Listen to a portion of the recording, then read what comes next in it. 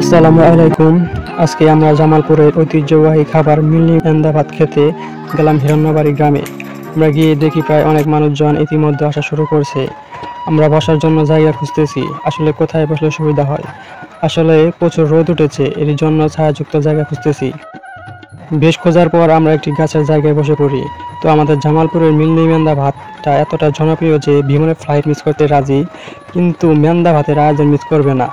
মেন্দা ভাতের স্বাদটা সত্যি অনেক সুস্বাদু, এটা বাসায় বোঝানোর মতো নয়। আমাদের জামালপুরের সুস্বাদু মিল্লি মেন্দা ভাত সারা বছর আয়োজন হয়, বিশেষ করে ফয়তা বা চল্লিশা, মিলাদ, আকিকা আর অনেক আয়োজনে এই মিল্লি ভাতের আয়োজন করা হয়। তো ঐতিহ্যবাহী মিল্লি ভাত খাওয়ার জন্য প্রায় অনেক মানুষের সমাগম হয়। তো এর মধ্যে আমরা একটি জায়গায় বসে পড়ি। তো কিছুক্ষণ বসে থাকার পর দেখি ভাত নিয়ে চলে আসছেন খাইজানদারেরা। ভাত দিয়ে চলে যায় তারা। আরও বেশ কিছুক্ষণ অপেক্ষায় রইলাম সেই সুস্বাদু মিল্লি মেন্দার জন্য। তো এরই মধ্যে হুজুর ধোয়া ধরছেন, আমরা ধোয়া ধরলাম এবং ধরার মাঝেই দেখি আমাদের লাইনে মেন্দা চলে আসে। এক এক করে সবাইকে মেন্দা দিয়ে চলে যায় তারা। কিন্তু আজকে হয়তো ভাগ্যটা অন্যরকম, একটা করে মাংস পড়ছে। আশপাশে সবারই একই দশা, একটা করে সবার পাতে মাংস পড়ছে। যাই হোক, ধোয়া শেষ করে খাওয়া শুরু করলাম। খেয়ে দেখি মেন্দা সেই টেস্ট হয়েছে।